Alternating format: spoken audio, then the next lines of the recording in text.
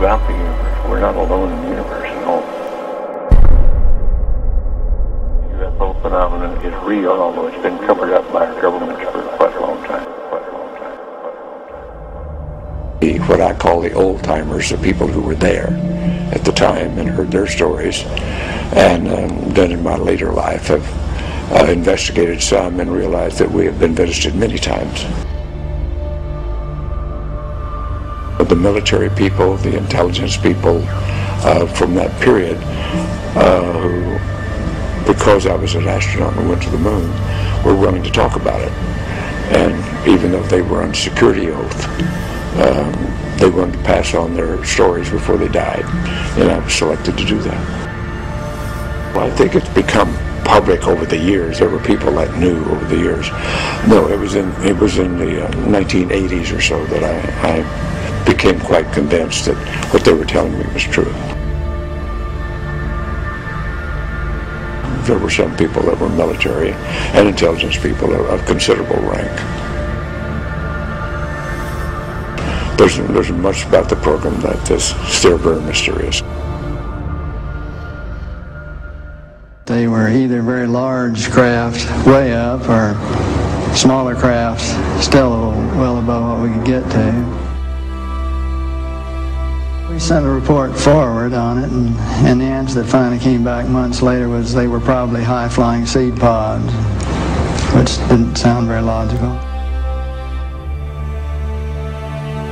As they were sitting there filming, a little saucer came from, I say little saucer, it was a saucer, came flying over their heads, put down 3 little landing gear and landed right out on the dry lake bed.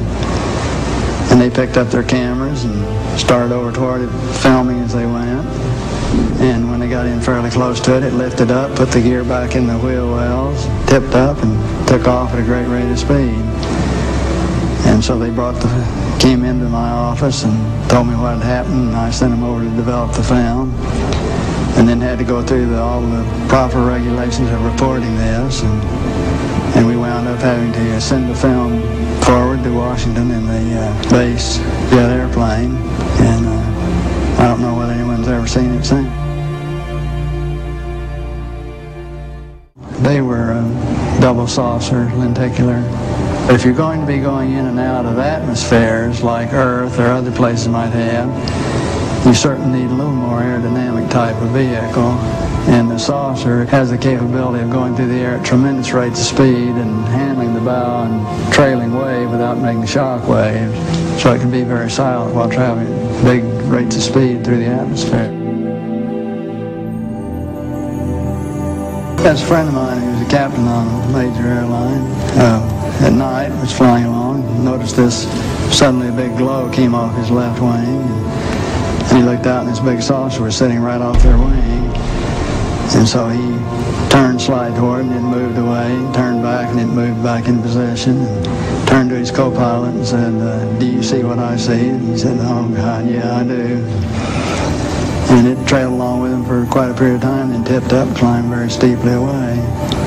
It was on Jim McDivitt's Gemini 7 mission, where they saw this glint of something metallic off in the distance, and he reported it, and nobody had it listed on the ground, so he tried getting a picture of it, but the sun, unfortunately, was glinting off of it so bright. All you got is just a glint.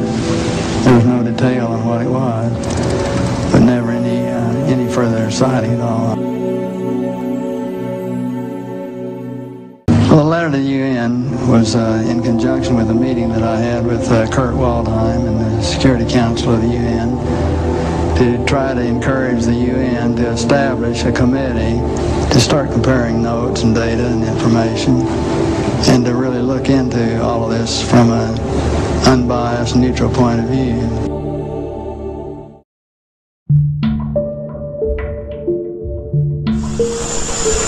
Some of the information is based upon research derived from the information that I saw. For instance, in the documents that I saw, it was stated that President Eisenhower had commissioned a group called the Jason Scholars, which was stated to have been a secret society of scholars, to research the deception, lies, facts, truth, and get at the root and the real truth of the alien question.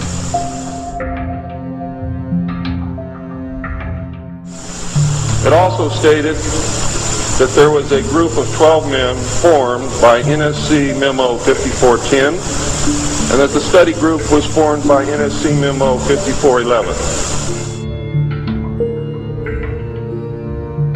to cover the actions of these men and explain the reasons why such prominent men were meeting on a regular basis, and that NSC memo was 5412/1 and 5412/2. I'm going to tell you why the United States government is afraid for you to find out what the truth is regarding UFOs.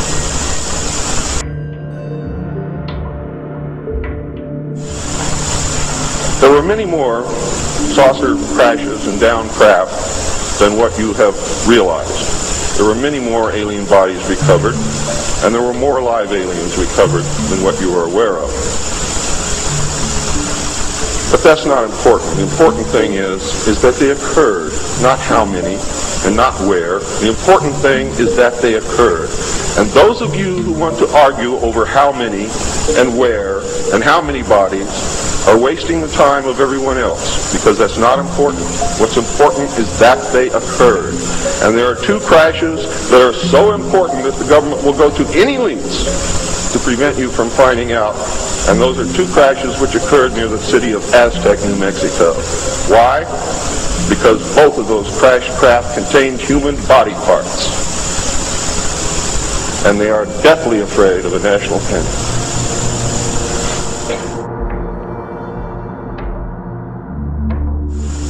Because of this, there was a very, very tight security blanket screwed down tight over all of the alien question. The downed craft, the fact that they were here, the technology that we were recovering. Some craft, strangely enough, were not damaged at all. But we could not recognize anything that we had previously known as mechanical, electrical, hydraulic, or any other thing that we knew of, except eventually we discovered that the craft contained a small reactor approximately the size of a large football or a small basketball, which was said to be a clean reactor, and the craft, this particular craft, used or seemed to use water as fuel. A special group of America's top scientists were organized under the name Project Sign in December of 1947 to study the phenomenon. There was no such thing at that time as MJ-12. The whole nasty business was contained within the shroud of secrecy. Project Sign evolved into Project Grudge in December of 1948.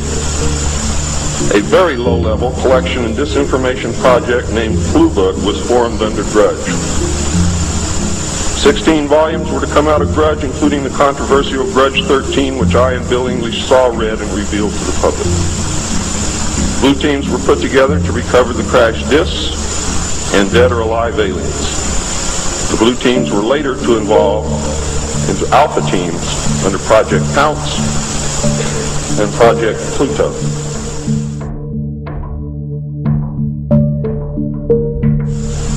During these early years, the United States Air Force and the Central Intelligence Agency exercised complete control over the alien secret. The Air Force was later to be dropped because it was a young service and had no political power and could not overcome the power of the Army and the Navy. In fact, the CIA was formed by presidential executive order, first as a Central Intelligence Group for the express purpose of dealing with the alien presence. Later, the National Security Act was passed, establishing it as the Central Intelligence Agency. The National Security Council was established to oversee the intelligence community and especially the alien endeavor.